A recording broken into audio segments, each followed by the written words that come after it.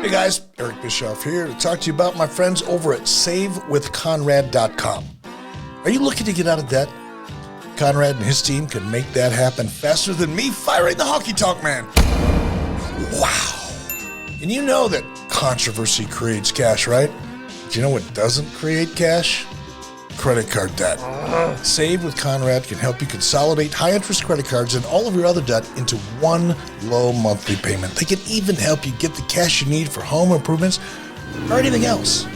They've helped 83 Weeks listeners save $500, $600, $700, even $800 a month. Seriously, your papers are going to go down faster than Nitro ratings in 2000. Ouch! And how about this? No house payments for 2 months. That's right, no house payments for 2 months. And unlike the dirt sheets, man, the reviews do not lie. With over 1,000 5-star reviews, find out for yourself how much Conrad and his team can save you by checking out SaveWithConrad.com today. You'll be grateful you did. NMLS number 65084, Equal Housing Lender. Woo! Welcome to WHW Monday. Tony Schiavone and Conrad Thompson. Jim Crockett First Arcade, 605 NWA, TV title, Cajun Omni, the Bunkhouse Stampede. Flair and Horseman, Garvin, Bogey, Magnum, Dusty, Express Tag Team, Turner, Bodden, Mid-South Joint World Championship Wrestling.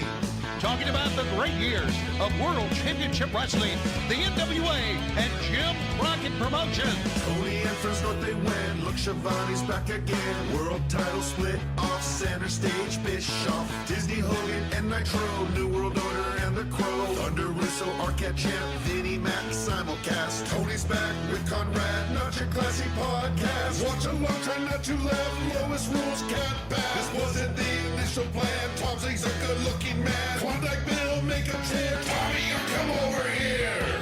What happened when? WHW Monday. And now, let's go to the ring. And here's your co-host. Hey, it's Conrad Thompson. Hey, it's Conrad Thompson, and you're listening to What Happened When? With the voice of your childhood, Tony Schiavone. Tony, what's going on, man? How are you? Just hanging in there, Conrad. How you doing, brother? Man, better than I deserve. So excited to be with you. We got a lot to talk about today. Our topic is going to be doing something we've never done before. We're going to watch an old Superstars and probably watch a few more of these through the rest of the year. But before we talk about today's topic, man, let's talk about this past weekend. As I understand it, man, you were a damn road warrior. You were in Detroit on Friday, and then, of course, Saturday was a collision in South Carolina, and by God, Dennis Condrey was there. How about that? The Dragon Steamboat was there. Tell us about your weekend, Tony. Well, it started, let me start on Wednesday in Tampa when we did Dynamite. Okay. And then I had to go to Jacksonville on Thursday to do the parking lot match. Oh, shit. So we did that on Thursday. We stayed so late doing the parking lot match that I didn't go to bed at all. I just went basically right back to the hotel and packed my bags and flew to Detroit, did an autograph signing, and it was really, really good. I had a great time with Mike Dawkins, our gimmick attorney, who helped me out. And did that, and then the next morning got up early and flew to Atlanta, picked up my car and drove to Greenville for the event that night, Collision, and then drove back home after the thing. So I've been home ever since then. So it was a busy 4 days. It was probably one of the busiest 4 days I've ever had in the business as far as going from town to town to different places. Tampa, Jacksonville, Detroit, Columbia, or Greenville, South Carolina. So, yeah, it was great. Didn't expect to see Dennis Condrey. Didn't even know he was there until afterwards. And then I was watching after the show and watched what happened. And Ricky Steamboat is such a professional. Oh, yeah, man. Such a great talent. Still can probably outsell most people in the business today at 70 years old. It was all really, really, really, really good. And I really enjoyed the entire run, even though Sunday and even yesterday, but mostly Sunday, I pretty much collapsed at the house and slept all day. As you should have. My goodness, what a road warrior you were. And Yeah. listen, I want to talk about Ricky Starks. I know that sounds crazy. We don't spend a lot of time talking about current stuff, but what a big moment and big opportunity this was for Ricky Starks to be in there against CM Punk with a special guest referee like Ricky Steamboat, and then all the antics with that belt. My goodness. Yeah, this moment was not lost on Ricky Starks. I think about how much it meant to his career. Yeah. And we're doing some good things on Saturday night. Hell yeah, you are. Yeah, we really are. I'm really enjoying doing the show because I'm really, really busy backstage because we do pre-tapes and we do a lot of ROH pre-tapes backstage too. So I stay very busy during the show, to the point to where I don't always get to watch the program because I'm doing a lot of backstage work. But I love doing the in-ring interviews, and I love doing the pre-tapes, and I'm just really, really enjoying what we're doing on Saturday night. So it's been really cool. And so here we go, headlong into August, and we got obviously Wembley coming up, and then we got in September we got Arthur Ashe, and got a lot of great things going on, and we'll be doing a lot of travel. I feel very fortunate as a 65-year-old washed up fuck to be able to still do this. I love you for that. Yeah.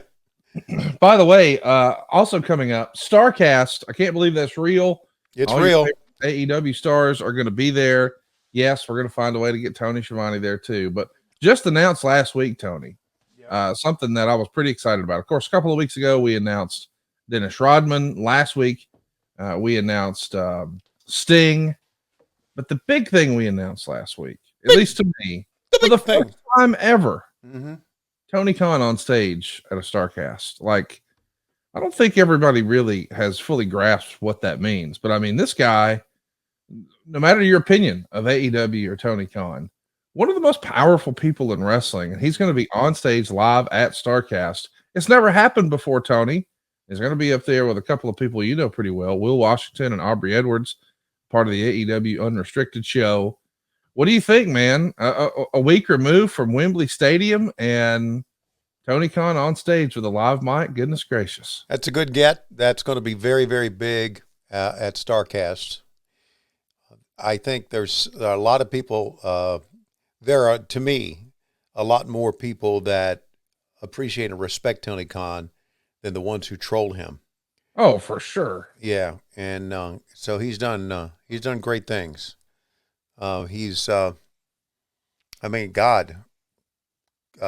Combined with you having me start this podcast, Tony Khan and you together have just turned my life around completely. And it's nice if you say that, but my goodness, Tony Khan has changed so many people's lives in wrestling, and will continue to. And he's going to be at Starcast, and you should be too. You can still pick up a bracelet now. That gets you access to more than a dozen different stage shows and panel discussions that we've started to announce over online at Starcast Events on Twitter. But STARRCAST is where you can find out all about your bracelets and how you can do your meet and greets and meet some of your favorite superstars. But man, it is a who's who, not only of AEW, but Hall of Famers. So make plans to join us. And if you can't be there, StarcastOnPremiere.com has your hookup. In years past, we've used another streaming service, but this time Premiere is on deck, Daddy, and they've got not only Starcast 6 available for you, but Starcast 1 through 5. They've even got a cool 2-month opportunity. So you get Premiere Plus, which will include their big showcase event coming up. Something for everybody on Premiere. Check it out, StarcastOnPremiere.com. But tonight, before we talk about our topic today, Superstars, tonight is something that I'm looking forward to as fans are listening to this. It's a brand new Dynamite. And you can see from looking, if you're watching on YouTube in my backdrop, I'm a bit of an ECW fan. I can't believe this is real. Rob Van Dam is wrestling on Dynamite against Jungle Jack Perry. My goodness. What an ovation Rob got when he came out. Yeah, man. And he is one cool sumbitch. I'll tell you that backstage. He's like so laid back and so cool, and it's great to have him there. I got dogs coming, as you can see. I hear it. Yeah. Oh, that's that stupid ass Georgia dog. Yeah, that's a little girl. Hey. By the way, it's not just about Jungle Jack and old Rob Van Dam. We've also got the Lucha Bros taking on the Blackpool Combat Club, but something that, man, used to be a dream match, and then we were fortunate enough to see a few times in Ring of Honor, and I think once before maybe in AEW, the Hardys taking on the Young Bucks, and we'll see more in this MJF Adam Cole story. You know, we're just a few weeks removed now, Tony, from All In, the biggest AEW show in history. I don't know that you saw this footnote that came out yesterday, but it's official. There have been more tickets sold and distributed for All In than there was WrestleMania 3. And I know that there's a narrative out there about, well, no, it was this many tickets, it was that many tickets. According to the box office records, as the story goes, they sold right at 78,000 tickets. You guys have passed that 78,000 mark. So I've made the comparison on our shows from the beginning that this is sort of AEW's WrestleMania 3. They've passed it. I don't think a lot of people had that on their radar. Congratulations to you and the whole crew, man, to sell nearly 80,000 tickets. And by the way, do so with, at this point, only one match announced, as far as I know. Isn't that incredible? Adam Cole and MJF. This is the most interesting big show in wrestling history. I mean, the appetite for what you guys have built speaks for itself when you can sell that many tickets with one match announced. I can't imagine how it's going to develop and what all is going to be a part of this. It's going to be pretty incredible. And I'm looking forward to it. I to be honest with you, I wasn't at first when they say we're going to go to London. I'm thinking, oh man, a long plane ride, right? Yeah. So, but then it started to build some momentum, and Tony and the company has put so much effort into it that it's going to be a once in a lifetime thing. Now, I'm sure we'll go back to England many times, but I think the first time, and I think being in Wembley Stadium is going to make it that special. So, I hope you guys have 1,000 extra photographers that night taking photos of that stadium from every single angle. I mean, this is going to be, and I hope the performers on that card recognize the opportunity, because long after they're retired and their in-ring career is done, and maybe they've moved on and now they've opened a car dealership or whatever their second act in life is going to be, when they come out to these conventions, a Starcast in 20 years or a WrestleCon in 20 years or a WrestleCade in 20 years or what have you, so many fans are going to show up there looking for an autograph on an 8x10 of them in that ring with that crowd. Right. I mean, I will never forget seeing Harley Race at a table.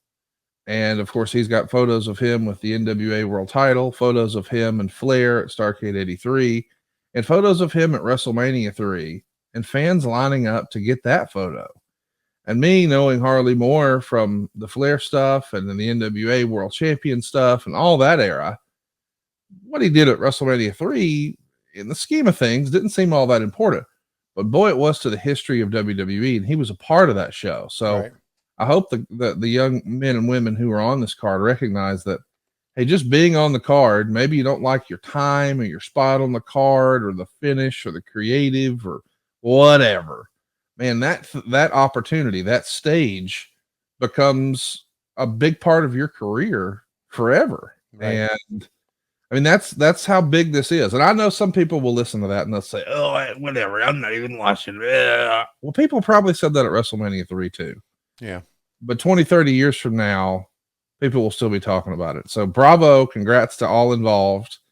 I wanted to ask, you saw a lot of the hype and anticipation in Detroit on Friday when you were there at WrestleCon to do meet and greets and what have you. But then the next day was the big SummerSlam show, and it was, in fact, the biggest SummerSlam ever. Mm-hmm. They had the most advertising revenue, the most watched show, the most gate revenue, the most sponsorship revenue. I mean, just an all-time high watermark for WWE. And 59,000 fans and change there is what was announced.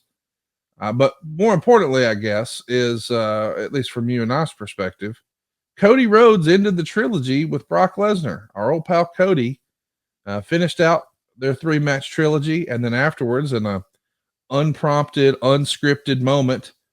Brock Lesnar stayed in the ring, shook his hand, gave him a hug, and raised his hand. That wasn't part of the plan. Hunter Hearst Helmsley, Triple H, in the post-match presser said it was a holy shit moment in Gorilla because nobody expected Brock to do that. Big moment for Cody on the heels of him having a pretty major letdown at WrestleMania. Did you get a chance to see the show? And if so, what'd you think of Cody's match? I saw the end of Cody's match, saw the finish, saw him put the crossroads on, and I thought it was, and saw all the celebration at the end. I thought it was a really big moment for Cody's career, and I'm happy for him. That's about all I saw. I did watch some of the match between Roman Reigns and Jey Uso. Which of the 35 minutes did you see? I didn't get to watch much of it because my screen was blocked by this real fat guy that walked through the screen. Oh, okay. And then I'm thinking, I don't know who this fat guy is with his hands like this and a lei around his neck, but he's blocking my screen, so I need to fast forward to the Cody match. Are you talking about Paul Heyman? I don't know. It was just one real big fat guy. I don't know if it was or not. I couldn't see. That's rude. That's a rude comment. I couldn't see his head.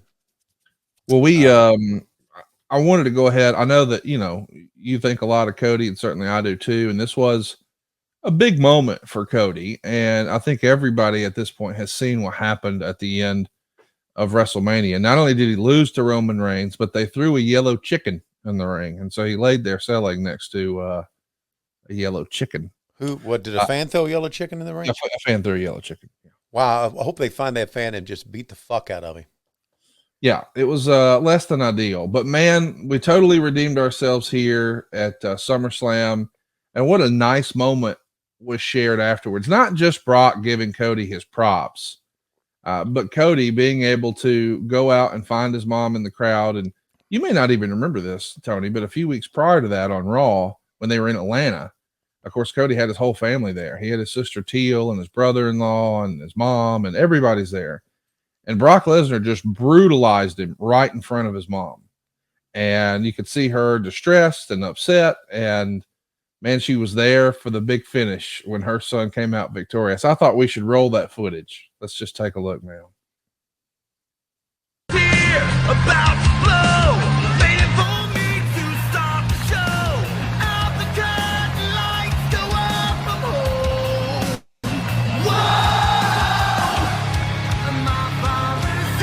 How about that, ladies and gentlemen? Cody Rhodes, the big victor. So proud of him. Whoever made that video, thank you for sharing that with us. We greatly appreciate all you do for us here on What Happened When. Tony, is that one of the better post-match celebrations you've ever seen? That's one of the better ones. It was big, man. If you haven't seen it, go out of your way to watch it over on YouTube. We're having a lot of fun over there at WHWonYouTube.com. And we're having a lot of fun with a brand new sponsor. Cold turkey may be great on sandwiches, but there's a better way to break your bad habits. We're not talking about some weird mind voodoo from your crazy neighbor, or I don't know, maybe you've been sold a bill of goods by a wise man. No, we're talking about our brand new sponsor, Fume, and they look at the problem in a different way. Not everything in a bad habit is wrong. So instead of a drastic, uncomfortable change, why not just remove the bad from your habit? Fume is an innovative, award-nominated device that does just that. Instead of electronics, Fume is completely natural. How about that? Instead of vapor, Fume uses flavored air. And instead of harmful chemicals, Fume uses all-natural, delicious flavors. You get it. Instead of bad, Fume is good. It's a habit you're free to enjoy and makes replacing your bad habit easy. Your Fume comes with an adjustable airflow dial and is designed with movable parts and magnets for fidgeting, giving your fingers a lot to do, which is helpful for de-stressing and anxiety while breaking that habit. And I got to tell you, my wife was all excited when we got to try this, and she absolutely loved the crisp mint. And I know that somewhere Arn Anderson loved the maple flavor. Everybody's going to love the taste, they're going to love the feel, and they're going to love the look. If you're watching over on our YouTube, you'll see that this is a beautiful wood handle Like, this doesn't look like one of those other gimmicks that you see down at the dollar store or at the gas station. This is a high quality product, and man, it's just better for you. If you're trying to change some of those habits, this is the way to do it. Because stopping is something we all put off because it's hard. But switching to Fume, man, it's easy, it's enjoyable, and it's fun. Fume has served over 100,000 customers, and they have thousands of success stories, but there's no reason that can't be you. Join Fume in accelerating humanity's breakup from destructive habits by picking up the Journey Pack today. Head over to tryfume.com and use the code WHW. You'll get 10% off when you get the Journey Pack today. That's tryfum.com and use the code WHW to save an additional 10% off your order. That's head to tryfume.com/WHW. Use that code WHW. Get 10% off your order today. So, Tony, our big episode today is about Superstars from 1996. I want you to watch along with us. Won't you? Pull up your Peacock. It's season 11, episode 32 is what we're watching today. August 10th, 1996. We're 1 week away from SummerSlam 96. This is going to be the high water mark for Vader in the WWF. It's one of their major tentpole events. It's not an in your house. This is SummerSlam, and he's challenging Shawn Michaels for the world title. Something happens in that match that changes the course of what was planned, but allegedly, supposedly, the big idea here is that we're going to go ahead and have a trilogy with Vader and Shawn. So as it was written, as it was discussed, this is match one. There's going to be some shenanigans here at SummerSlam. We'll do a rematch at Survivor Series in Madison Square Garden. Vader will become the man and become the world champion. And then 2 months later, at the Royal Rumble at a dome show in San Antonio, Shawn Michaels, the hometown boy, he will find a way to win the world title back from Vader. But that match goes so poorly that Shawn says, nope, no more Vader. That's enough. Yeah. And they slide Sid in, and man, Vader never catches that momentum again. But he has it here. So this is one of the last times we'll see Vader doing what Vader does. And we're going to see some interesting introductions of new characters. Some that you've probably never seen, because as I understand it, Tony, back in 96, you weren't watching the WWF at all. Is that right? No, not at all. I was doing my own thing and ignoring the other team, which is kind of like what I do now. Right. In reality, I mean, I'll check in some of the, I'll check in to see how Cody's doing. But as far as what is going on in the WWE now, I don't know. And as far as what went on in the WWE back then, I don't know either. So, well, just to give everybody a heads up, we're about a month removed from Hulk Hogan becoming a bad guy. So the NWO is in full swing. You guys are getting 911 calls when you're doing Nitro outdoors, and we've got, Rey Mysterio being thrown like a lawn dart. The NWO is heating up in a big way. That's what's happening on the other channel. We're going to have Hulk Hogan in this same month of August win the world title and spray paint it with the NWO. I mean, this is a whole new era for WCW. So WCW has the hot hand here. For the first time ever, the WWF is playing catch-up ball. I wanted us to take a look at this and see what it looks like. And Tony, usually around this time, you have a special countdown for us. I didn't pull out a new one. So, okay. So we're not going to get canceled with whatever you're going to play today. Cause sometimes you play one and we're like, ooh, I don't know if that was a good call. Yeah. DJ, I'm sorry. And that is, of course, our buddy, DJ Turnip, cause he lives here in Alabama. Right. Hang on. I know he calls himself Turn Up. But listen, if you live right up the road from me, you're DJ Turnip. Right. Yeah. So I'm going to just give us our regular countdown, I think. Yeah, I'm going to give us our regular countdown. But before I do, I've got a couple of things I want to talk about, if it's okay with you. Number one, great to have JR back on commentary. Thought he sounded great the other night when he did the commentary on the main event in Collision. Absolutely. Yes. Yeah.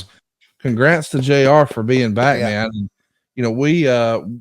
He gave Dave Silva and I the heads up when we recorded our show last week that it was going to be a surprise. Right. And it was so cool to see him back. Like, I think a lot of fans thought, well, I don't know when or if JR will be back. And then there he was, back where he belongs, calling wrestling on Saturday night. That was great stuff. It was.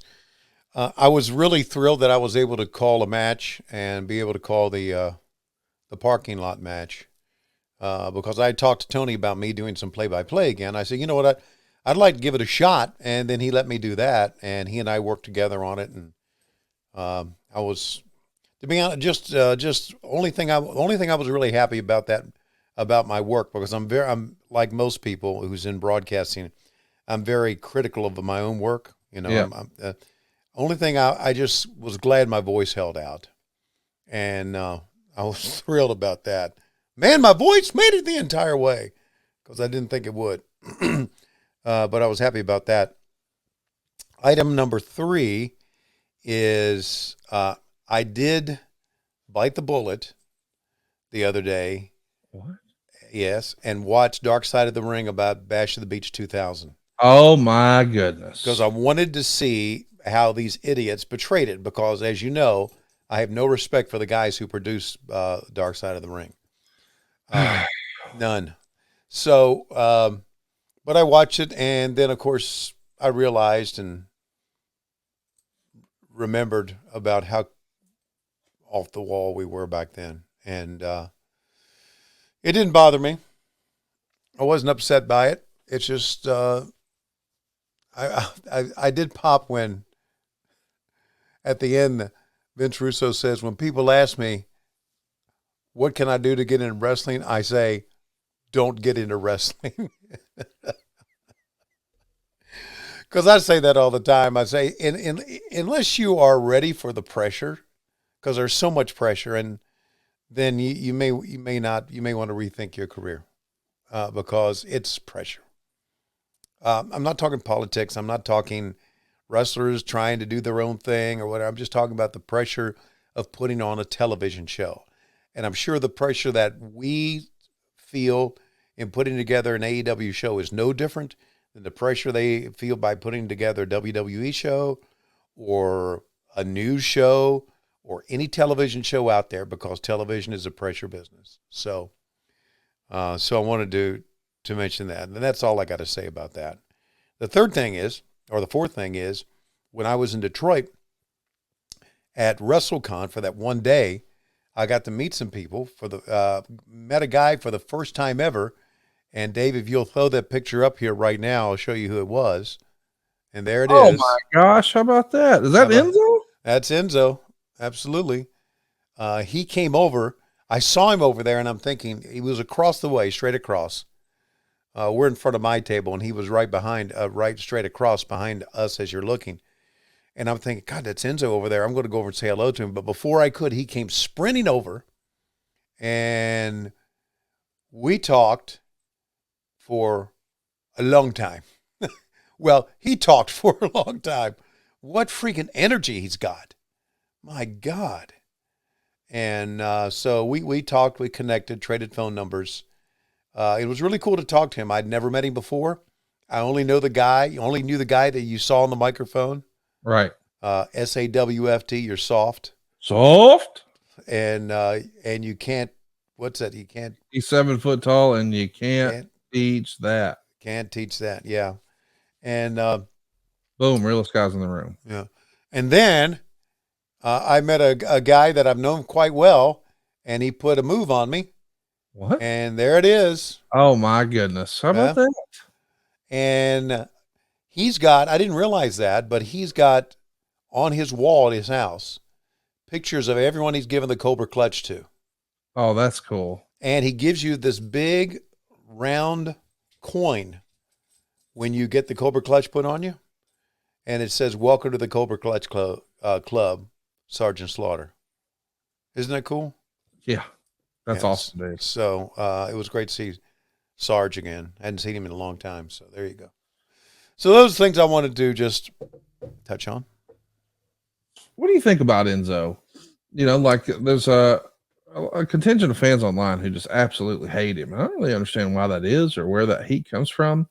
Like, I know there was some allegations and some other stuff before, but I think that was all cleared. I don't know what happened or what didn't happen, but when it feels like, you know, someone's been cleared of wrongdoing, I don't understand why the hate persists. But like that dude, once upon a time was over like Rover. I mean, they made Merch Mover. Right. And I know that a lot of people say, "Oh, I hate him." Well, I kind of think that's the idea. He's a heel. Right. I have to admit, I wasn't always in tune with that, but hanging out with Jeff Jarrett, I realized, wait a minute, I used to hate this guy's guts, and then I hung out with him, and I'm like, okay, he's actually pretty cool. Oh yeah, he was doing his job. Yeah, I'm not saying that's what happened here. I don't know exactly, but it's hard for me to get a read on why he may have this perceived heat. What do you make of that? Well, two things. I was truly entertained by Enzo when he was on TV. Right. Truly entertained by him. Never met him, and I was completely surprised, and maybe I shouldn't be now because it happens all the time. I was completely surprised about how much he had watched me during my career. And most of these kids who wrestle now were childs of the 90s, right? In their 30s. And so he had watched me, and he was such nice and so respectful that it's hard. It's really difficult for me to say anything bad about him because the Enzo that I know is a pretty cool guy. And I was entertained by him. And I know about the allegations. I know the allegations, nothing ever happened about them. And it's funny that, somebody can just throw an allegation on social media and all of a sudden, right? Yeah. But he and I talked about that, and we talked about the Madison Square Garden show. Remember that? Oh yeah. Where he and Big Cass or Big Bill made that surprise appearance, and we talked about a lot of things. Actually, he talked about a lot of things. Again, I was just listening. It was cool. So, listen, it's Twitter or X is just full of haters. Yeah. That's all it is. It's full of haters. People who really don't have enough courage to tell you what they think of you, but they'll get behind a keyboard and do it. So it's full of cowards and haters. So, I enjoyed my time with him. I really did. So there. Well, maybe we should cut out some of that negativity. Maybe we should cut it out. And when I think of cutting it out, I think of Henson Shaving, Daddy. Yeah, baby. What product this is. Tony, I think I mentioned this last week, but I got a little panicked. I came back from the Hall of Fame and I realized, damn it, I think I left my Henson razor in Iowa. So I panicked and ordered two more because I wanted to have one for here and one for the other place. And I thought, man, I just don't want to let this happen again. Now, I had ordered an extra one before, but my damn barber, she took off with it. She loved it. She kept it. And so now I'm like, wait a minute, I don't have one. Well, when I came home from the beach, I realized, wait a minute, we found it. So now I have an extra, and I'm not mad about it. It's my permanent travel one now. Let me say it again. I have 3 different Henson razors, and I paid for all of them, and I used the same promo code I'm going to give you in a minute. But the reason I did this, not because I needed one, I could have just had one and it lasts me forever. But I just love this product. If they stop advertising tomorrow, this is still my razor for life. That's why you've got to meet Henson Shaving. What I like most about these guys is that they're a family-owned business. This wasn't even the original plan. You see, this is an aerospace parts manufacturer that's made parts for the International Space Station and the Mars rover. But what they realized is if we use our aerospace grade CNC machines, that precision will allow us to make razors that are thinner than a human hair. And I know what you're saying. How thin is that? About 0.0013 inches. What that means is a secure and stable blade that's going to reduce all of the nicks and cuts and scrapes. I absolutely love it. It also has a built-in channel to evacuate hair and cream. It's going to make clogging virtually impossible.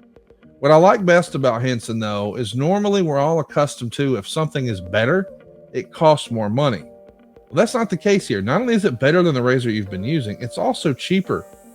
Don't just take my word for it. Check this out. When you run down to the drugstore, the only thing under lock and key are the razor blade cartridges. That's how expensive they are. They're $20, $30, $40 for a pack of those. And how much are Henson blades? How about $3 to $5? Not a month, not a quarter, a year. You see, once you own the standard Henson razor, it uses a standard old school dual edge blade. So you could go get crappy blades from somewhere else and still use this, but why would you? You see, this gives you, when you use these really thin razors, The benefit of it having an old school feel, but also the benefit of using all the new school tech. There's no plastic here, boys. There's no subscription gimmicks. There's nothing proprietary about it. There's no planned obsolescence. This is just the best doggone razor you'll ever use. Let's say no to subscriptions. Let's say yes to a razor that will last you a lifetime. Visit hensonshaving.com/WHW to pick the razor for you and use the code WHW, and you'll get 2 years worth of blades for free with your razor. Just be sure to add them to your cart. That's 100 free blades when you head to hensonshaving.com/WHW and use the code WHW. hensonshaving.com/WHW. So, Tony, without further ado, man, I'm ready. Let's jump into Superstars. Season 11, episode 32. You've never seen this. It's from August 10th, 1996. We're just 1 week away from SummerSlam 96. Tony, let's hear that beautiful countdown, my man. Okay. As a matter of fact, I was able to download a DJ Turn Up countdown. All right. So, I know you're with us here, DJ Live. If it's too risque, we're going to edit it, but I don't think it will be. Here it comes.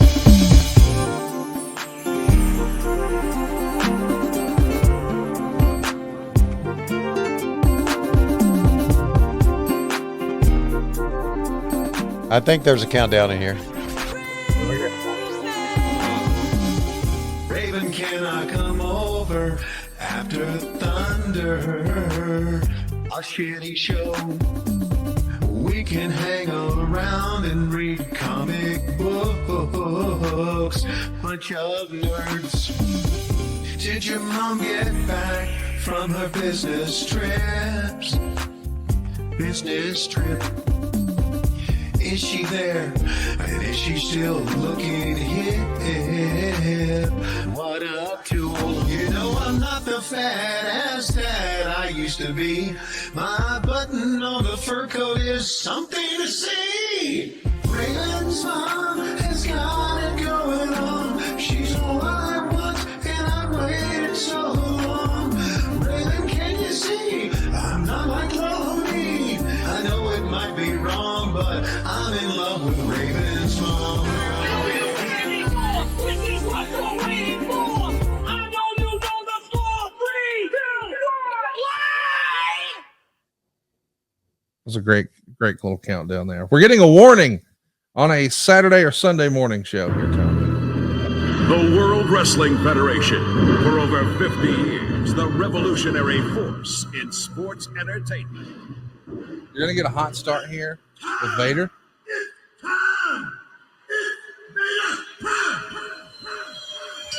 Managed by Jim Cornette. Unbelievable.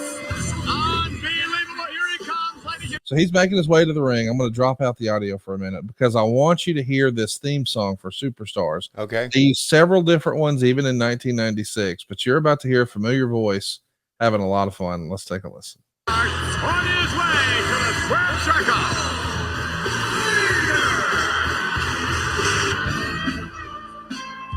Here we go.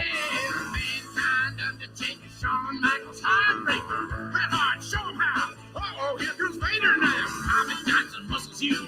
Hunter Helmsley, blood is blue. Yokozuna from Japan. Bulldog in the span. Brian Pillman's bomb is ticking.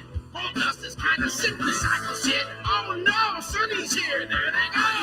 Oh, did you see that? Are you ready to go? Look at this. Oh, unbelievable. Are you ready? Over the top right now. Are you ready to go? Unbelievable. I can't have it. Tremendous. Seize up your seatbelt. Get ready for the ride. It's Superstars time, so baby, hold on tight. So now we're back. Vader's just tearing up ringside, but I think that's Michael P.S. Hayes doing that song there. Yeah, I thought that too. Obviously, they ran out of people to do their theme songs.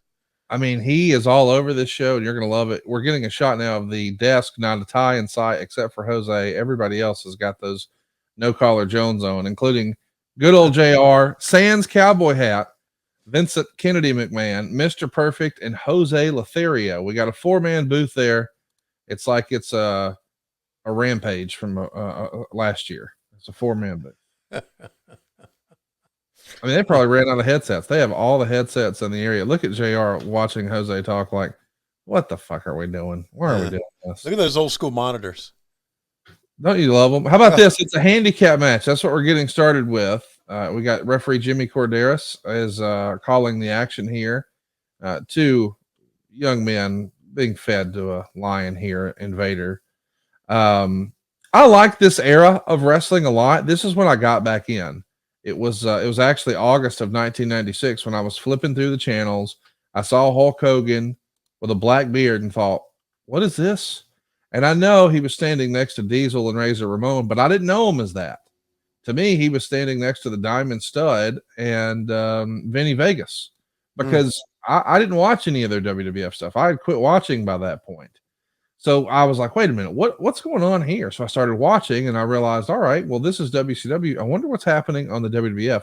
So SummerSlam 96 was actually my first pay-per-view back as a wrestling fan. And man, I was all enamored with it again. But so I have a soft spot for this stuff, but I can definitely look back at it and say, man, comparing Nitro in this era, and I know that that's really not a fair comparison because that would be, Raw, that would be a real comparable. Superstars here, it's just not the product that WCW has. And I know that Saturday night was certainly not the priority by this point. It was all about Nitro. But when you take a look at just the presentation of the company here, WCW was presenting a more quote unquote real product, I think. Yeah. Yeah, there's no doubt about that. And this Superstars is just kind of a holdover from the old syndication days, right? That's right. Yes. So, and we had syndication too. Sure we did. But I mean, we did once we started live with Nitro, syndication was like an afterthought. That's right. Syndication was like Darker Elevation. Just kind of put some matches up there, right? So, yeah. Landscape of wrestling changing. Big time. Rapidly too. Yeah. We got a lot of questions from our group chat. I want to give a shout out to everybody who's joined us. We do these live, and you can join us, be a part of our live studio audience. If you join our Patreon, that's patreon.com/WHW Monday. I want to shout out to Joe Morris and Bad Money Slim and Zoel Lopez and Josh Fields and Coach Rosie and Jeremy Strunk and so many folks here. Eric Green is here. Bobby is here. Ken is up and Adam early. So is Coach Keith. Greatly appreciate all of you guys turning out, including my Waterloo pal, Bryant. He's here as well. Man, people are showing up big here on a random Tuesday morning. Oh my God, is that K-Dog? K-Dog's in the house. How about that? Give me a time code where you are so I can sync up with you. Oh, Lord bless you, Tony. If you got $5, you don't have to see commercials anymore. I'm at 522, 23, 24, 25, 26. No, I just okay, there you go. I had clicked the wrong button. Clicked the wrong button. Yeah. It all happens. It happens to all of us. Okay. So how about that? A Vader bomb on not one, but two of these cats. Yeah. And look, he's like, nope, I ain't done. Going up one more time. How about Jim Cornette on the outside as a manager for Vader? I like that presentation. Him as a manager for Vader. Yeah, Jim Cornette's top two greatest managers of all time. He and Heenan. Listen to this. There'll be no excuses in SummerSlam for Shawn Michaels. This man is too dangerous. All I can say is the very best of luck to you, Jose. You're going to need Shawn Michaels at SummerSlam. Hey, I want to ask you, you said, in your opinion, Cornette's top two all time with Bobby Heenan. Last week on ESPN, we saw Paul Heyman sit down with Roman Reigns, and they're there to promote SummerSlam, of course. And Stephen A. Smith said, tell us about yourself. And Paul Heyman says, I'm the greatest of all time. Yeah, well, he should. And Stephen A. says, well, some would say Bobby Heenan. And immediately Heyman goes, screw him, he's dead. Yeah. Well, fans, look at this. You gotta hear this. I'm Jam, and I hope every one of you are taking advantage of the Supersized Stridex SummerSlam sweepstakes. It is so cool in a time that is so hot. And you want to talk about somebody who's on a roll, the 450-pound man they call Vader. Did you see the way he went through not one, but two opponents there? That has to concern the World Wrestling Federation champion, Shawn Michaels. Because next Sunday, August 18th, LIVE live from the Gund Arena in Cleveland, Ohio, Shawn defends the WWF title against that that 450-pound man that they call Vader. Now, the reason I say WWF champion Shawn Michaels has to be concerned with the Vader bomb is that's the exact same maneuver the Dude, what do you think about Doc doing the hard sell here? This is Michael P.S. Hayes with a haircut selling his ass off. And I love when he threw out there, and I hope you adopt this, L-I-V-E live. That was funny. I like that. L-I-V-E. I'm going to do it on my next control center. Not this one, but the next one. We're going to be coming to you L-I-V-E live from wherever we are next. I'll listen to this promo. You're going to love Jose at the end, dude. We are only 1 week away from SummerSlam. There's no question that going into this match, you've got the momentum. The clock struck Vader time and in your house when you pinned me right in the middle of the ring. Yes, you proved to the world that you could beat the Heartbreak Kid Shawn Michaels. But Vader, just beating me at SummerSlam isn't going to be enough. You see, big man, you're going to have to kill me in order to take this belt away from me and the Clique. You may outweigh me by 200 pounds, but the heart of the Clique will never, ever be denied. We will take everything you have to dish out until we see that one opportunity, that one small crack in the seam, that we explode into a rushing dam, courtesy of the sound of that sweet chin music. Click Army, it's time to pull out all the stops and slay the ugly beast once and for all. Tell him, Jose. Sean, don't take the blame for Look at Sean's face. There's going to be a 1-1 this time. And my main concern is Miss Jim Cornette. I'll tell you one thing, Mr. Jim Cornette, you buddy your business over there, and I'm going to take care of you. Ahora quiero mandar un cordial saludo a todos mis buenos amigos y darle el apoyo al buen campeón Shawn Michaels, que ahí estaremos con ustedes. Gracias. See? All right, we will. Dude. The story we hear years later is that Shawn absolutely hated being paired with Jose. And I remember hearing that and thinking, I don't remember that. I mean, that just sounds like haters. And then I watched that promo and I was like, well, okay. Mr. Gene Cornette. I mean, it was maybe not exactly what we were looking for. How about this little tease, though? We're going to see the Stalker later today, and we've got Sid and Marty Jannetty on this program. Can't wait for you to see that Stalker vignette. There's another new character they intro. Oh, here we go. Here it is. Bruce Pritchard filmed these, produced these. I see you. And if it were dinner, I'd be full. The Stalker. Who knows what's going to happen when the Stalker steps into the squared circle? Who knew what was going to happen last week on Raw during the Invitational Battle Royal? So, yeah, how about that? The Stalker. What do you think of that? Well, the Widowmaker, the Stalker, you know, USA Express. They gave him a lot of things, didn't they? Well, I mean, but the idea that the Stalker, I don't know why, it just tickled me. This is how we set up the Boiler Room Brawl. We got the Undertaker and Mankind just wearing it out in the backstage area. That's how we set it up. We're also going to double down on Ahmed Johnson versus Goldust. You see, Goldust is going to eventually try to revive Ahmed Johnson. How about Ahmed with his ass hanging out there? My goodness. Yeah. But Ahmed wins. How about that momentum? You think for sure Ahmed's going out. Nope, he hangs on. Yeah. Dustin's like, yeah, let me get the hell out of here. Yeah. What do you think of the Goldust character? I never remember getting your real opinion of that. Well, I was, my first thought was this.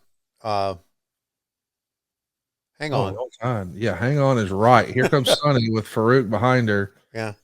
Lord, what a tragic story. I mean, she went from being the most beautiful woman in wrestling to now, as I understand it, still an inmate and probably going to be there for quite a while. Awful circumstance, awful, sad story.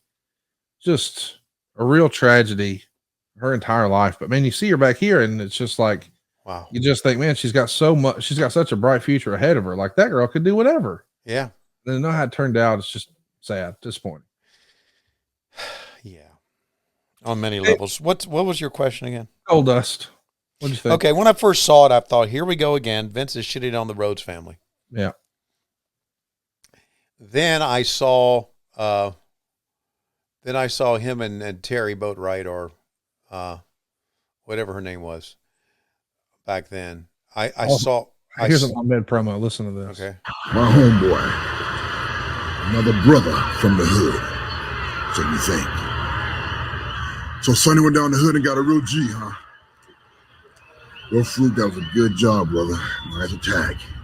Bust my kidneys up pretty good. I'll tell you what, you should have killed me. You should have killed me, but you didn't. So now, I'm going to return the favor. I'll tell you what you should have done. You should have never came to WWF, brother. You should have never picked me to be your first opponent. But since you did, Farouk, I'm going to make sure you pay. And Sonny, you're going to pay also. You know, I want to talk about Ahmed in a minute, but I want to hear more about your Goldust story. So anyway, then I saw them make an appearance. I believe it was on one of the talk shows. And he walked down with Terry, and he said, "Is that a microphone in your pocket, or are you just happy to see me?" And it made me laugh so hard. It really did. Think, God, that's funny. That's entertaining. That I thought, you know what? It's a different character. It's entertaining. And Dustin did such a great job of buying into it, as we say, that I didn't mind it at all. But at first I thought, you know what? He's fucking with. But I'm telling you right now, he can't be any more pissed off than Ron Simmons is right now, looking like this. No doubt. My God. I mean, this is like, he looks like an extra from American Gladiators or one of the bad guy villains from Running Man. Yeah. He couldn't just be Ron Simmons. Yeah. We had to gimmick him up. And speaking of gimmicks, you're going to see some more in a little bit with when you see what they do with Wild Bill Irwin. How about that helmet? I'd love to have that helmet. It looks like one of the extras from Life of Brian, Monty Python. Did you ever see that? No. Okay. You need to watch the scene of called Biggest Dickus. Okay. Yeah. That sounds like something I'd be into. You would be into it. Because the Pharaoh or the Caesar was called Biggest Dickus. And every time somebody would say his name, everybody in the room would laugh. Hey, check this out from Gorilla. Soon, Mason trying to reinstate a former WWF superstar. I'm very reluctantly, immediately reinstating your client to active service here in the World Wrestling Federation. However, mark this down somewhere in your little book. He will be under very close scrutiny, not only by the entire staff here at the World Wrestling Federation, but by me personally. What a smile on Clarence Mason's face. So that guy was not revealed right there, but it's actually going to be Crush coming back. Of course, we've seen Crush as a part of Demolition and then the whole Hawaiian Crush character. Now he's going to come back with the face tattoo and the heart punch and dressed in street clothes. Coming to the ring right now, though, a very goofy and excited to be here and trying to do his best, Al Snow, or as we called him back then, Leaf Cassidy. And he is seconding Marty Jannetty. They're going to take a commercial break, and when they come back, it's all bad news for Marty because here comes Psycho Sid. But it's kind of fun to see. We're getting introduced to the Stalker and Crush on this same show. There'll be new characters even added later on in the program that we're going to see debut, but and then a big tease at the end for yet another. That's what's interesting to me about this era of 1996, because we're trying to do whatever we can. Bret Hart has not yet come back. He's not yet signed. He's not yet committed. There is a threat that perhaps he winds up in WCW, and WCW has all the momentum. Not only do they have Hulk Hogan and Ric Flair and the Macho Man and Sting and Lex Luger, now they've also got Hall and Nash, and the NWO angle is really taking off. So we're trying to find anything to connect here, and we're trying a lot of stuff that maybe we wouldn't normally. And part of that includes working with talent who maybe have a questionable past, giving some second chances. Sid among them here against another guy who had more second chances than anybody, Marty Jannetty, who's the subject of the final episode of Dark Side of the Ring this season. Wow. I know you don't like Dark Side of the Ring, but will you promise me you'll at least try to watch the Marty Jannetty one? No, I won't. I watched the Bash 2000 because I wanted to relive some old bad memories, but I'm not going to watch any more of them. How about when Jeff Jarrett was pretty pointed in his comments about Hulk Hogan? Wow, at the end especially, huh? You know, I don't know how long they actually filmed him. I don't know if you've done one of those before, but it's like, they're going to talk to you for hours and hours and hours. I mean, he probably talked to him for 3 hours and then wound, 4, 5, 6 minutes winds up on the screen. So you never know exactly right how it was going to be put together or presented or whatever. And that's the rub. I talked to Double J last week and I said, "Hey man, did you see it?" He goes, "No, dude, I was traveling. I was doing the UK thing. I missed it. How was it?" And I said, "Wow, you doubled down on some Hogan stuff." And he just replied, "LOL." Okay. So I guess he's fine with it. Of course he is. There's Sid, man, looking like $1 million. I mean, I think if you had a kid sit down with some coloring books and some crayons and said, "Draw me a wrestler," I think they'd draw something that looks like Sid. Wow. Give me a time code again. I might actually be a shade behind you. I'm at 17:59, 18 minutes, 18:01, 18:02, 18:03, 18:04. No, you're way ahead of me because again, for some reason, there's sometimes that I'll click off and go to like another tab. Right. Oh, and you lose and it'll freeze on me. So it's freezing now. So choke slam on the floor for Al Snow. That's a big move for a Saturday morning show in 1996. Let's do a few questions that we got over in the group chat. Here's one that's about baseball. Coach Rosie has a question that I have to admit I'm out of the loop on. What is your opinion of the Orioles broadcaster getting suspended for talking about a losing streak? Well, I know Kevin Brown, who's the broadcaster of the Orioles. He was doing Syracuse while I was doing the Gwinnett team. Kevin's a great kid and a great announcer. Basically, how do I put this succinctly? The Orioles can kiss my fat ass. Okay. They are right now the laughing stock of baseball, even though they're in first place. Well, how about this? A 2-segment match here for Marty Jannetty and Sid. I don't know that I saw that coming. Hey, since you're not going to watch Dark Side of the Ring, are you at least in the mood for a Marty Jannetty story? Yeah. Why not? Because these Marty Jannetty stories have been very entertaining. Well, listen, do you know who Hannibal is? Have you heard of him, Devin Nicholson? Hannibal. No, you're talking about a wrestler named Hannibal, right? Yeah, he wrestled under the name Hannibal. Okay, don't know him. No. He first got some mainstream notoriety, I suppose, several years ago when he got a developmental contract offer from WWE. But when they went to do the physical, it came out that he was actually suffering from hepatitis and he didn't know it. So he started to figure out, I bet I got it from Abdullah the Butcher. And he was fortunate enough to find video footage of Abdullah cutting Devin with his own razor. So Abdullah cut himself and then he cut Devin. And so there was a big court case. Devin won. Of course, he won a big judgment. I'm sure he'll never see a penny of it. It was also a subject matter for Dark Side of the Ring this year. I guess there was a little bit of a controversy a few years ago when he abused a referee with a spike. And I don't know, he has a certain group of haters online. I'm not exactly sure where all that comes from. I don't consume all of his content, but he does have a pretty popular YouTube channel where he's got a lot of shoot interviews and things like that. It's called the Hannibal TV. So if you like the clip that we're going to play in a bit, be sure to check out the Hannibal TV. Even if you don't think you quote unquote like Devin or whatever his story is or his past or whatever, he sat down with a lot of legends and gotten a lot of really interesting conversations, and it's all available on YouTube. But a clip that he had with Marty Jannetty is one of the funniest things I've ever seen. It's Marty telling a story about the Iron Sheik. And we'll give credit on screen where we can, but I want to make sure everybody understands tons of this silliness over on the Hannibal TV on YouTube. But he has Marty tell a story about the Iron Sheik that is just out of this world hilarious. I've never found someone who didn't think it was hilarious. We're going to show it in just a minute. Sid is dispensing of Marty Jannetty. But before we do that, Silva, I think we probably ought to let everybody know about Manscaped. I can't believe this is real, Tony, but did you know there are people running around with hairy dicks? Like, that's the thing, man. People are still doing it in 2023, and we know there's a better way. Ladies and gentlemen, it's time to unleash the beast within you.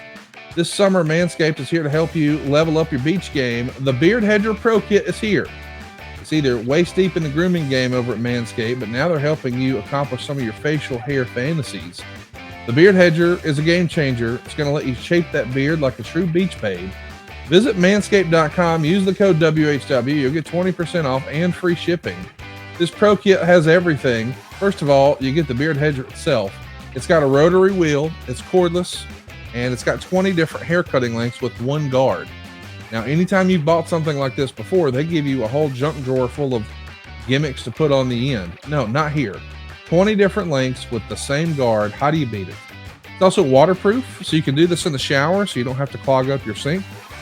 By the way, the blade is a titanium-coated T-blade, which is smooth on your face but tough on hair. And speaking of tough on hair, we should mention that your facial hair is different from your head hair. So you need some beard shampoo and conditioner. We want to make sure that we moisturize to reduce those ingrown hairs and replace those natural oils. That handles it all, the beard shampoo and conditioner. This is also the first time I've ever tried a beard oil. It gives a little shimmer and shine, but it also reduces the dryness. And how about the beard balm? If you're looking to make it stay in place, you want to shape it. You want it to look sculpted, if you will. Beard balm is your hookup. I use the beard brush, the comb, and the scissors at least every couple of days, and those were all free gifts, all included in this kit. Get 20% off and free shipping with the code WHW at manscaped.com. That's 20% off with free shipping at manscaped.com. Be sure to use the code WHW. Manscaped Beard Hedger, one stroke, one guard, 20 lengths. So Tony, on the program, just so everybody knows, I'm stopped down at 21:50. So we're going to pause the program here for a minute at 21 minutes and 50 seconds of season 11, episode 32. That's August 10th, 1996, season 11, episode 32. We're pausing at 21 minutes and 50 seconds, and we're pausing to bring you a clip, which I guess was brought to us by the Hannibal TV. Since you've said you're not going to watch Marty Jannetty's Dark Side of the Ring, here's a little Marty storytelling as only he can do. Buckle up, Tony. And we were in there in the club, and Sheik was like, I had my regular girl, and she was pretty good, man. She was pretty good. It wasn't like it was, a dog sin, but it was. But I told Sheik, like, hey, bro, watch it. You keep an eye on her. He knew what the game was. He knew what up. So, and he said, "Oh, Marty, of course, Marty, you don't have to ask me twice." And because I saw a new girl, I went to the bar, talked to her. Hour or so later, accidentally, I don't know what happened, but accidentally back in the room with that new girl, enjoying life. And then there's a knock on my door. There's my door. I'm thinking like, who could this be? Why are you messing me up? Stop, this girl. I'm gonna be with this girl.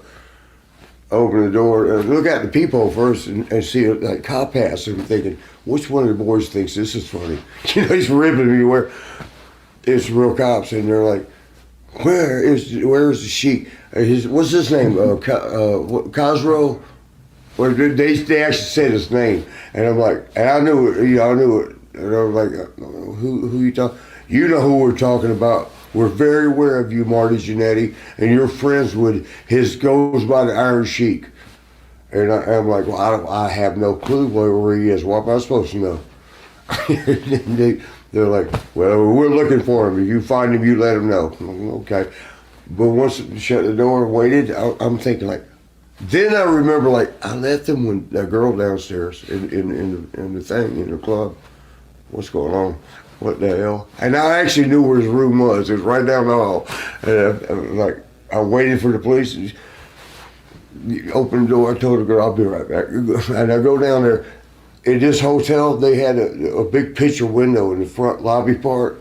In this wing, where I'm coming from, I look out there. There's blue lights. There's red lights spinning, and I see the girl that I left it with on a gurney. They're pushing her to the ambulance. And I'm like, oh, and the Sheik's door's like two more doors right here. Sheik. And he cracks it like this much. He goes, huh, Marty, what's going on? I'm like, bro, what the hell was going on? Let me in, I gotta talk to you. Okay, Marty, please come in, calm down. I said, I'm about to be calming down. What's going on, man? That girl I left you with is on a gurney. Oh, Marty, sit down. Have a seat right here. Let me explain. Okay. He goes, Marty, you know how you asked me for look out for a girl? I look out for a girl for you, Marty. I take a girl, and she was tired, Marty, so I give her a little, Marty, pick her up. I give her a little cocaine, and then she get too high, Marty, so, I give her pills, bring her down. Then she would, I give her drinks, I give her pills, and then she looked at me and she goes, oh, where Marty? And I said, oh, fuck, no disrespect, Marty, but I said, oh, fuck Marty. Then Marty give you cocaine, then Marty give you pills, then Marty give you what? Fuck Marty. And I give her short clothesline. I was like, what? Short clothesline? Marty, look right here. And I'm like, she's on a gurney out there. Marty, she moves. She not know how to work. Yikes. Listen, we do not condone any of this activity. That can't be a real story. No, that can't be a real story. And to be honest with you, I could only understand about 25% of what Marty was saying. That's the real dark side of the ring. I'm just saying the idea that, look, that's Shawn Michaels' tag team partner from the Rockers. Yes. Laughing. Oh, God. That can't be a real story. No, that's got to be phony. That's bullshit. Okay, so I guess the dark side of the ring is going to talk about what? I don't know, but that can't be real. And he's laughing at it. Just, God almighty. Right? Well, makes you think about how great your life is compared to that life. Right? My God. The police are involved, and there are people on gurneys and short clothesline. I don't want to believe that that's a real story. No. In wrestling, we never let the truth get in the way of a good story. But my goodness. Yeah. And you have played, or you have shown us some of Marty's tweets and whatnot. And most of those tweets to me sound bullshit. I really legitimately believe he's just telling stories and having fun, because that can't be real. No, there's no way. If that was real, it's not like the Iron Sheik is hard to find. If that's real, you know what I mean? He's making public appearances all the time back then. Yeah, if he attacked a girl who was put on a gurney into an ambulance with the police there, he's arrested. Exactly. Yeah. And we would have heard about it. Yeah, and rightfully so. So I don't buy that story at all. No, of course not. But he's just freaking mumbling. Yeah, he's freaking mumbling. God bless his heart. And laughing the entire time through. Yeah, that to me is the dark side of the ring. Yeah, I don't know. What a cautionary tale. We talked about that a few minutes ago with Tammy. But my goodness, Marty Jannetty, man, what a character, what a story. Again, I don't know how much is real and how much isn't. Some of that stuff over the years, you're right. Hey, I killed a guy behind a bowling alley. Well, come on now. Is that really? I don't know what they're covering in Dark Side of the Ring, but that Iron Sheik story, I'm like, how can this be a real thing? It can't be. That's the only answer, right? Yeah, it's I'm not going to say it's impossible, because nothing's impossible. Right. But it's highly, highly unlikely and improbable. It's not like which one's the Iron Sheik? What? Seriously? Yeah. The guy wearing the turban with the curly toe shoes and the mustache, and we know who that is. He's a gimmick and a half, but still, never let the truth get in the way of a good story. Mm-hmm. What a crazy story. I'm sure there's more of that on Dark Side of the Ring. Let's get back to our program. We're at 21 minutes and 50 seconds. 21 minutes and 50 seconds. Season 11, episode 32. Here we go. The greatest, or I should say the hottest, WWF SummerSlam ever. Last rites for Marty Jannetty, although I'm sure he'll be back and ready for tag team elimination action at SummerSlam. McMahon, I am more impressed every time I see Sid. Look at the power. That's what powerbomb is, I guess, and Jannetty feels the pain. Yes, indeed he does. Sid, victorious. Hey, remember this? Aldo Montoya stunning upset of Jerry the King Lawler with the DDT, winning the match for Aldo's injured friend, Jake the Snake Roberts. Well, let's go back to the rematch last Monday on Raw, where it was obvious the King not only wants to beat Aldo, but Lawler's out to downright humiliate him. No question about it. Look what the King does. After gaining a victory, he forces Montoya to guzzle that raw booze, that raw liquor down his throat. It's an obvious but crude message to Jake the Snake Roberts, a man trying to live down his past of drug and alcohol abuse. How could the King sink so low? Lawler's despicable. Can you believe? So what do you think of that story? You know, we just talked about never letting the truth get in the way of a good story. This was a good story in 1996, that Jake the Snake was back. He had kicked his addiction. He had redeemed himself. He was born again. It's a whole new, turning over a whole new leaf for the Jake the Snake, the performer and the character. And we're making booze a central part of that story, to the point where his opponent is coming out and pouring Jim Beam down his opponent's throats in warm-up matches. What do you think of that?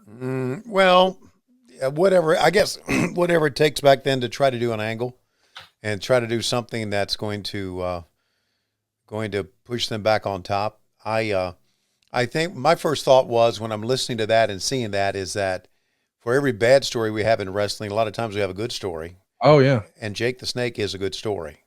No doubt. That and I saw Jake in Detroit. He is such a great guy to deal with now, and so willing to do whatever, and just very, very happy about how far he has come and the demons that he has put out of his life. So that I was thinking, what I was thinking was, bravo, Jake Roberts and all that. Not necessarily the booze, or as Vince McMahon says, raw liquor.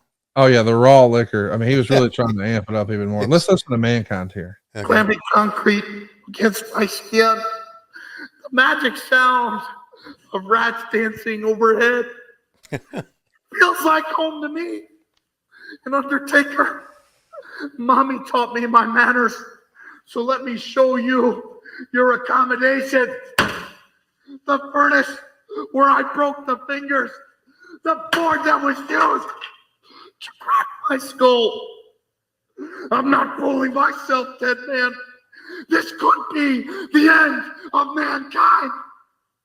But if whatever shall be, I will not go alone, because it would be rude. Have a nice day. Well, we always say, man, what a promo. Mick Foley doubling down on this Mankind character. Of course, he debuted the night after WrestleMania in April of this same year.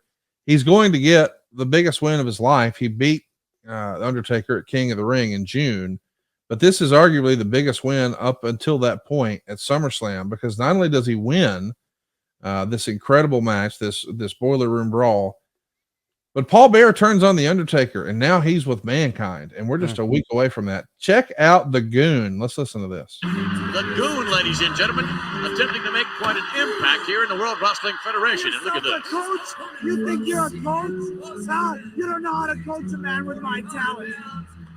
Manhandling a coach. Look at the high sticking. Oh, slashing. What will this man? Oh, look at Trick. Give me a break. The Goon watching with that stick, folks. Look at his boots, Tony. So the bell rings, he throws the gloves off, starts to fight, but his boots are shaped like skates. Wow. This is what we're presenting on the WWF in 1996. Yeah, see, again, they're looking for characters, right? But that's what I say. That's what's interesting to me. Like, why are we making Jake's real life thing? That feels oh, listen to this promo here. My goodness. One coast to the other, and now I'm bringing my talent to the World Wrestling Federation, where fighting is legal, and I'm going to be the scoring king. And he blew snot at the end. Who was the Goon? Who was the Goon? Bill Irwin. Oh, that's Bill Irwin? Yeah. Wow. Wow. Okay. Well, you know what? I mean, listen, he's a good wrestler. I'm not arguing Bill Irwin. Yeah, right. And this is certainly the occupational era, as people have called it. I mean, we had an evil dentist. We had a trash man. We've had a tax preparation agent before. I mean, an IRS agent. I mean, we got silly gimmicks here in the company, but now the Goon. Yeah. This may top them. This may top them all. You know, I had often thought about that maybe in AEW, maybe we should have this very bizarre character like a Mankind. Yeah. But then when I see Mick Foley do it, I'm thinking no one can top that. No one can pull that off. No one could pull it off like him. And anything that we would do, or anything that would be done today, would be compared to him, and wouldn't be good. I mean, even when they did Abyss in TNA, a lot of people said, "Oh, that's a Mankind and Kane ripoff." I mean, I think people always sort of look to the original and say, "Hey, that's as good as it's going to get." Right. By the way, we're going to get a profile piece. You're seeing it plugged here. Mark Henry coming up, and we're also going to hear from Goldust. I want to just mention, though, this is 1996. Just to add some context to this, this is the same summer where you guys are doing Nitro in Orlando and doing it outside because Atlanta has been taken over by the Olympics because Kurt Angle is winning a gold medal. Right.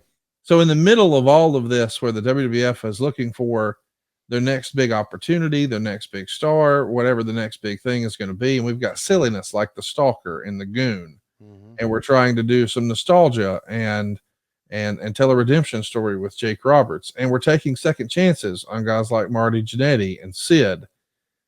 We're also saying, hey man, one of these guys in the Olympics, this could be our ticket. It's not going to wind up being Kurt Angle at first. It's Mark Henry. And it's just crazy to think that just a handful of years later, Kurt Angle's here and is one of the best wrestlers of all time. How about a count out victory for the Goon and his big debut here? Well, I like that kid just now throwing his hands. I think he's throwing his hands forward to the show, or thumbs down to the show, not necessarily the Goon. He went over and put his gloves on too, didn't he? Here's a little promo. The world's greatest athletes in pursuit of gold. They will run faster, throw farther, and jump higher than ever before. Witness their illustrious quest for gold. World Wrestling Federation gold when Stridex presents WWF SummerSlam. That was a great promo, and as I understand it, that was done by David Sahadi. And here's a nice little package on Mark Henry. Take a listen. The world's strongest man, Mark Henry, signs a 10-year, multi-million-dollar contract with the World Wrestling Federation. Mark has always admired the superstars of the World Wrestling Federation. Now, what got you started in wrestling? Well, I mean, when I was a little kid, I used to watch wrestling all the time. And the late Andre the Giant picked me up out of the crowd before, as a little kid. Now I ran around telling everybody in my neighborhood, Andre the Giant picked me up. We're friends, our little kids, 26 years have passed since then, but Mark Henry will finally realize a boyhood fantasy of once again being inside the squared circle, but this time as a WWF superstar. Mark Henry has always been bigger than life. At age 10, he weighed in at 220 pounds, a fact not lost on his fourth grade classmates. Well, kids picked on me and stuff, but, I handled it.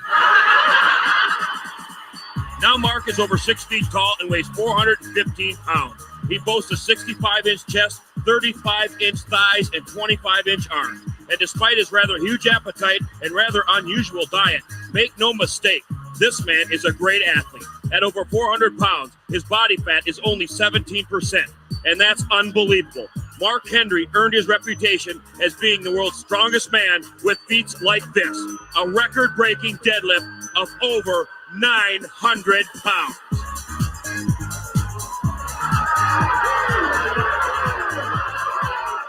Oh, yeah. Mark also bench presses well over 500 pounds and squats over 950 pounds. But his charisma and flamboyance are the stuff legends are made of. That's over 400 pounds he's holding over his head on one leg. 2 years ago, he became the heaviest man to ever dunk a basketball.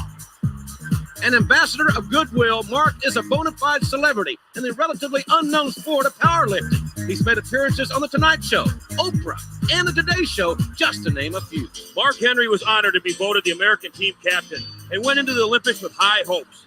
A back injury during what would have been a record-breaking lift forced Mark to withdraw from the competition, ending his Olympic dream.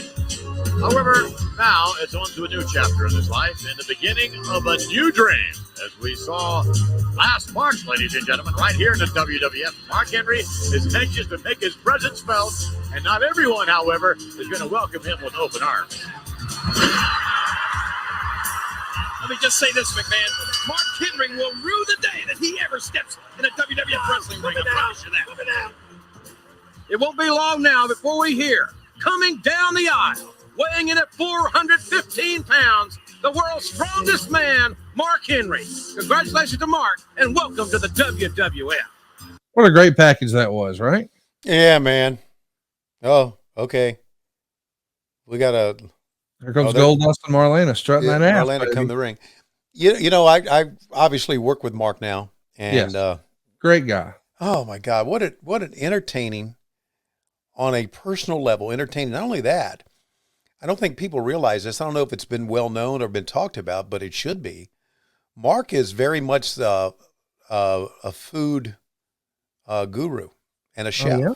You know that? Oh, I didn't know that. No. Oh man, he can cook just about anything. And he talked about it. He got it. It was passed down from his mom about food. He talks to me about food all the time. Now, his size, right? Obviously, oh yeah, he can eat food because he's over 400 pounds, but he knows food. Oh, look at Kevin Kelly.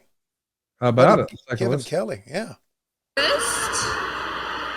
When I told you to call me that, I wanted you to mean it, Mommy Dearest. 1981. What is this Mommy Dearest talk all about? What exactly does that mean? Kevin Kelly a bit perplexed, as we all are. What's she doing? I mean, the mystery is starting to unfold, Mr. Television Announcer. And it all revolves around the lioness of the jungle. Yes, it's true. Goldust has been enamored by Sable. She has aroused his deepest fantasies. The beauty, I didn't need to hear that. the body. Goldust will never forget the name of Sable. Well, there is no mystery. The fact that Goldust is smitten with Sable. What mystery exactly are you speaking of, Marlena? You want to know what it's about? It's about Mommy. It's about his mommy. He knows. Who is he? He? Who is he? Who are you speaking about? You look into my eyes right now. Let the whole world see. Because soon enough, the entire world will find out. These people will find out that the wild man at SummerSlam, as unleashed as he is right now, shall be caged forever by Goldust. Yes, Mr. Television Announcer. And when he is caged, Sable will be his. You see, Goldust is not his mommy, Dearest. She is. Exit, please. Very bizarre. Very. This is a weird time for wrestling, is it not, Tony? Jesus. I mean, I know that they're supposed to be bizarre and all that, but yeah, that was just kind of there. The only good thing about it was Terry was ready to pop out anytime. Well, let's pop out and do a commercial here. I'm going to stop it down at 37:05. There it is. We're going to take one last break here to tell you guys about AG1. This is something that Tony and I have been doing to start our day for a long time. Let me explain. It's just one scoop in a cup of water every day. That's it. And you're going to get everything you need. Seriously. It's over 75 high quality ingredients, Going to give you all your daily key nutrients you need to support energy, focus, strength, clarity, and it's something we all need. My wife does it on the way to the gym. She feels like she's more productive there. I do it because I feel like it helps me focus and keep my energy up longer. I used to have a little afternoon crash and need to take a nap in the afternoon. Not anymore. Not thanks to AG1. It makes a big difference in my ability to focus. I also want to mention it's good for your immune system support. And maybe you want better gut health. Maybe you do want that boost in energy. Maybe you just want to cover your nutritional bases every day, but you hate taking pills or vitamins and you want something that tastes great. Well, AG1 checks all of the boxes. Think of it as like a foundational nutrition supplement that delivers everything you need for whole body health. It's a micro habit that delivers macro benefits. You'll tell a difference when you start taking it and then you stop taking it. You'll be like, dude, I got to get back on some AG1. And we want to make it easy for you. And the reason we trust it is because, well, it's the real deal. My wife has been using it since before the pandemic. I think she's 4 years deep now. Of course, at the start of the pandemic, I was all in too. And if you're looking for a comprehensive solution and you think that's what you need for your supplement routine, I want you to try AG1 and get a free 1-year supply of vitamin D. How about this? Even 5 free AG1 travel packs with your first purchase. Just go to drinkag1.com/WHW. That's drinkag1.com/WHW. Check it out. You'll be glad you did. It's just 1 scoop and a cup of water. Let's get back to the program. We're seeing a highlight here from the Stridex biggest slam of the week. Looks like Chris Candido perched on the top rope, maybe about to deliver a top rope Frankensteiner. Let's take a look. We're at 37 minutes and 5 seconds. Only about 8 minutes left here in the program. Here we go. In 3, 2, 1, play.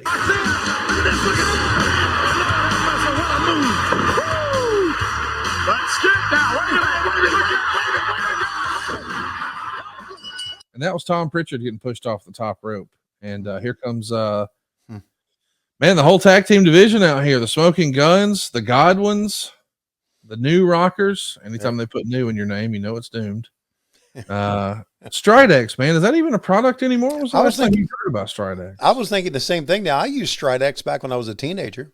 I did too. Yeah, but I don't even hear it anymore. Look at Dutch. He learned a very important lesson. If at first you don't succeed, I wasn't ready for this, old boy. try and try again. That don't count. Or at least enlist the services of Justin Hawk Bradshaw. But Savio was on the scene to help out. So how about that? We got Justin Hawk Bradshaw. He's here with Zebekiah, I think is what they called him back then, Dirty Dutch Mantel. And we've renamed Tracy Smothers to Freddie Joe Floyd. As I understand it, that name is even a goof on Mr. Briscoe, because I think Floyd is his middle name. And speaking of throwback nostalgia acts, we talked about bringing back Sid and Marty Jannetty. Well, here are the Bushwhackers in 1996. And there you see one of the latest signees from 1996, the hottest free agent from earlier in the year, still hopping around, though, injured from that Humvee crash that just destroyed his ankle. Of course, we're talking about Brian Pillman. He attacked the Bushwhackers here, letting everybody know, I'm a heel. Boomy. That was 3 weeks ago. But he's going to jump on the headsets here and join for commentary. You know, we haven't spent a lot of time talking about Brian Pillman Jr., but I think his days in AEW are now over, and there's lots of rumor and innuendo surrounding him. He's still a very young man, got lots of life in front of him, and I'm certain that he'll continue to pursue wrestling. What do you expect in the future for Brian Pillman Jr.? Well, I just wish him the best of luck. I hope he's very successful in whatever he does. I think we all do. I mean, nice kid, nice guy. Nice kid. Yeah, you're right. Hanging over in the group chat, I want to give a shout out to everybody who hung around with us today, including Bryant Heramenza. Well, I screwed his name up. Sorry about that, Bryant.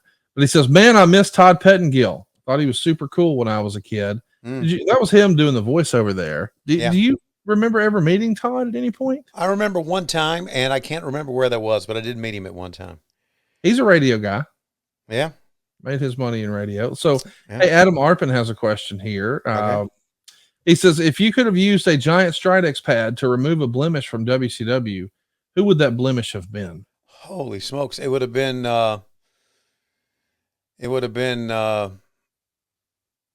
Siegel. Brad Siegel. Brad Siegel. Yeah, I couldn't remember his first name. Yeah. Hey, you didn't say Jim Hurd. You didn't say Jamie Kellner. Yeah. You didn't say Vince Russo. No. Listen, I've said this about Vince Russo many times, and I'm going to say it again. If you expect me to sit up here and criticize Vince Russo, he did some great things. He did some things that didn't work. But Vince Russo was loyal to me and good to me and a friend of mine. So if you think I'm going to sit up here and say bad things about him, you're wrong. I'm not. Right. Because of the way he treated me. And that's how I work my life. I mean, to me, it's freaking, it's stupid. It's wrong to get on a podcast or even write a book and shit on somebody that was good to you when you work with them. That's wrong. That's like one of the rules about being a good human being. So I'm not doing that.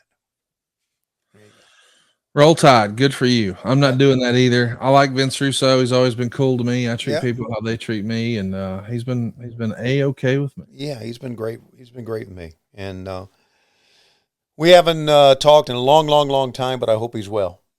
But anyway, the Bushwhackers are in the last segment on this program. That's where we are in 1996. Well, it's pretty apparent this program is for character building. They did a lot of features. A lot. Yeah, there are a lot of features, a lot of interviews, and that's what this program has become. It's not about the action, it's not about the wrestling. It's getting to know the characters. So, yeah, and to be clear, this is the equivalent of WCW Saturday Night for this company. Right. Like Raw is their bread and butter, like Nitro is for WCW. Mm-hmm. So that's where the big matches and whatnot happen. This is where, as you said, we're going to build characters, and they hard sold the shit out of SummerSlam. Yeah. Thanks to Doc Hendricks, who I thought did a great job. I thought he did too. It's but it's almost without without as much character building. It's almost kind of like the superstars of old. The superstars of old just had job matches. That's right. Of course, that's the way the business was back then. So here's Brian Pillman giving the what for to Vince. Let's listen. And what do I get? Grief, time and time again. Thank you for joining us. Brian Pillman, ladies and gentlemen. No longer a Bushwhacker fan as he ever was. We're back, ladies and gentlemen, and unquestionably a lot of action this week, but you ain't seen nothing yet until you join us next week. What about it, JR? Well, folks, we got a tag team matchup next week. You're going to see Freddie Joe Ford and Look who came out. Omega take on Zeb and Justin Hawk Bradshaw. And then from there, you talk about a matchup. You talk about the Wild Man Mark Merrill against Stone Cold Steve Austin. Wait a minute, Bob Backlund? When is Bob the Undertaker scheduled to join us here next week? What are you doing here? Hello, Mr. President. Mr. Backlund? I came out here to pontificate, Mr. McMahon. I see. I've got a surprise for the wrestling world. Matter of fact, it's a voluminous surprise for all of you plebeians. And you have entertained me tonight. I came out here to entertain you. Show a little respect. I have the man, the athlete, that's gonna bring morality to the WWF and your life when he becomes your champion. And when are we going to see this man, Mr. Backlund? Mr. Backlund, are you with us? That's part of the surprise, ladies and gentlemen. An athlete, a gentleman, a man that you're going to be able to respect, but it's not going to be easy. Anybody can live in Shawn Michaels' world. Oh, wait just a minute. minute. It's tough to live up to this man's standards. And he's going to come in here when he gets good and ready. Mr. Backlund, thank you very much for joining us. We'll see you, ladies and gentlemen, next week here for more WWF Superstars. So, Tony, he had a big build there. We closed the show with a big announcement, a big surprise run-in from Bob Backlund that he's bringing someone that we can respect. It's clearly going to be a big debut on the same show where we teased Crush coming back to the World Wrestling Federation. We showed that Barry Windham is now the Stalker, and he's coming to the World Wrestling Federation. Mark Henry is going to be marching down the ring soon enough at 415 pounds, making his WWF debut.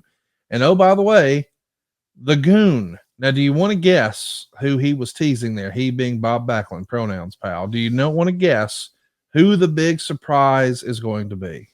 Isn't it going to be himself? Nope. Okay. Are you ready for this? Yes. The Sultan. The Sultan. The Sultan. Who was the Sultan? Well, years later, he would become Rikishi. Oh, okay. But the Sultan, dude, like all of that to end, the big tease was the Sultan? Yeah. In the same era where we've got Farouk running around with that goofy gladiator head gimmick, this is an interesting time for the WWF. It's no wonder you guys were kicking their ass week in, week out here, is it not? Oh, yeah. Yeah. It was very apparent that they were kind of scrambling, right? Who was I was saying who was booking back then, but Vince always booked. So, yeah. So anyway, it's amazing how things change and cycles go through and how they go up and how they go down and how they flatten out. It's just an amazing business, isn't it? It is an amazing business, and it's one that we're glad to break down and poke fun at and have a little fun here on the program with each and every week. Hope you guys enjoyed our time together today. We're going to be back next week, yucking it up and talking about all kinds of nonsense. But before we do, I want to remind everybody that the easiest and best way to support our program is to check us out on YouTube. It's WHW on YouTube.com. That's WHW on YouTube.com. And by the way, if your business is looking to target men that are 25 to 54 years old, no better place to advertise than right here with us on What Happened When. You've heard us do some of the same ads for the same companies year after year. Why is that? Well, because it really works. To find out how affordable it is, go check it out at advertisewithwhw.com. That's advertisewithwhw.com. You can follow us and support us on social. Twitter and Facebook are at WHW Monday. Instagram is at WHW Podcast. Lots of new swag and merch over at lowestrules.com. Seriously, some super fun, silly stuff to support one of your favorite programs. Also want to mention that we've got some extra bonus content under the hood. 2 new pieces every single month at patreon.com/WHW Monday. And of course, lots of great content over at adfreeshows.com, including the book with David Crockett. We're going week by week, day by day through Jimmy's Red Books with the excellent penmanship of J.J. Dillon, the genius booking mind of Dusty Rhodes. We've got all sorts of other fun stuff over there, like Tuesdays with the Taskmaster. That's a little bonus piece of content. Monday Mailbag with Nick Patrick and Mike Chioda. On and on and on, including a new Making the Towns, where we sit down and break down iconic wrestling venues. Blue Meanie joins us to talk about the ECW Arena in episode 1, and I understand the Sportatorium is on deck. And Tony, I don't know that you and I talked about this, but I actually recently caught up with Dan Bynum, and we did a little Insiders. So Dan Bynum, you don't hear about very often the behind the scenes, the unsung heroes of professional wrestling. It's all at adfreeshows.com. But Tony, right now, it looks like it's about that time. That's right, Conrad. It is about that time. Let's check in with Marty Jannetty and see what he thought about Tony Schiavone's career. When I told him, I said, I got a Conrad time. He lives in Alabama. And then he said, he got made up like Ric Flair's nutter. And what happened was, he said, I got this goddamn podcast that Bruce Pritchard does with me. And I think it's pretty, and so he said, why don't that old fat ass see if he can do it? But we understand his daughter's getting married and needs some money. So he did the podcast in 2017. And he came back and then he stuck his nose up Cody Rhodes' ass. And he said, can I go to work for the AEW? And then here he is, and then